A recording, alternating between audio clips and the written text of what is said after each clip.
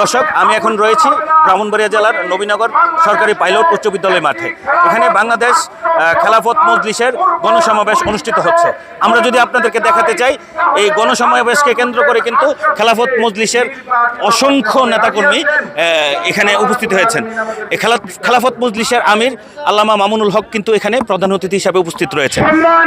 আমরা যতটুকু জানতে পেরেছি, এই সমাবেশকে কেন্দ্র করে বাংলাদেশ খেলাফত মজলিসের ব্রাহ্মণবাড়িয়া 5 আসনের রিকশা প্রতীকে কিন্তু মুফতি আমজাদ হোসেন আশরাফিকে রিকশা প্রতীকে মনোনীত করা হয়েছে। সেই নির্বাচনী গণসমাবেশ উপলক্ষে আজকে কিন্তু নেতাকর্মীদের ঢল নেমেছে এই সরকারি পাইলট মাঠের প্রতিটি কোনায় কোনায়।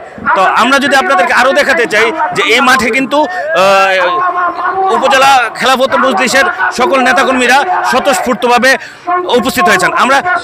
আমরা একজনের সাথে কথা বলতে চাই, দেখে উনি কি জানান আমাদেরকে। বলেন।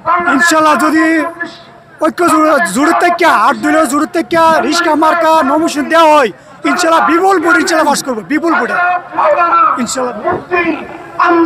আমরা যদি দর্শক আপনাদেরকে যদি আরও জানিয়ে রাখতে চাই, তাদের নেতাকর্মীরা কিন্তু বলছেন যে যদি তারা এই আসন থেকে মুফতি আমজাদ হোসেন আশরাফি নির্বাচন করেন, তাকে স্বতঃস্ফূর্ত ভোটের মাধ্যমে আগামী ত্রয়োদশ নির্বাচনে সংসদে পাঠাবেন বলে আমাদেরকে তারা জানিয়েছেন।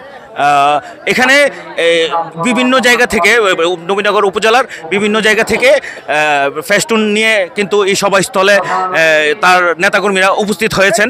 দর্শক, এখন কিন্তু বাংলাদেশ খেলাফত মজলিসের আমির আল্লামা মামুনুল হক প্রধান অতিথি হিসাবে তিনি বক্তব্য রাখবেন। প্রিয় ভাইরা আমার, বাংলাদেশ অযুত সম্ভাবনাময় একটা দেশ। এই দেশের স্বাধীনতা পরবর্তী সময় থেকে আজ পর্যন্ত যতটুকু উন্নয়ন আপনারা দেখেন, এর সিংহভাগ প্রায় পুরোটাই এদেশের সাধারণ মানুষের মেহনত এবং পরিশ্রমের ফসল।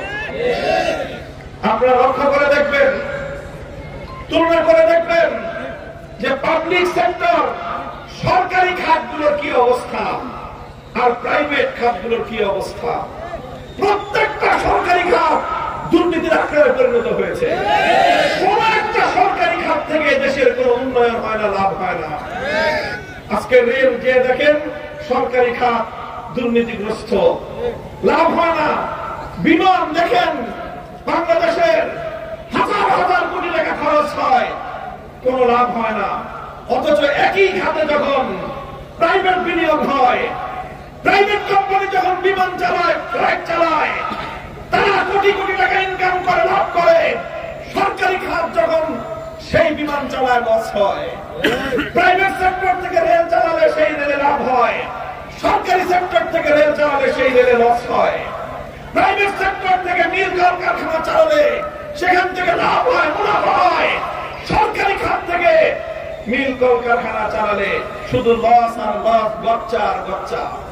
কারণটা কি? কারণ একটাই, বাংলাদেশের রাষ্ট্র ব্যবস্থায় বিগত 55 বছর পর্যন্ত যারাই রাষ্ট্র পরিচালনা করেছে, দেশটাকে দুর্নীতিমুক্ত করতে পারে না। আমি আপনাদেরকে ইমানদারির সাথে একটা প্রশ্ন করব, আপনারা আমাকে না, নিজের বিবেককে জবাব দিবেন। বলেন তো, বাংলাদেশের সরকারি অফিস আদালতে যে আপনারা যদি কাজ করতে যান, ঘুষ ছাড়া, কোন উৎকোচ ছাড়া কত পার্সেন্ট কাজ আপনারা পান? বলেন।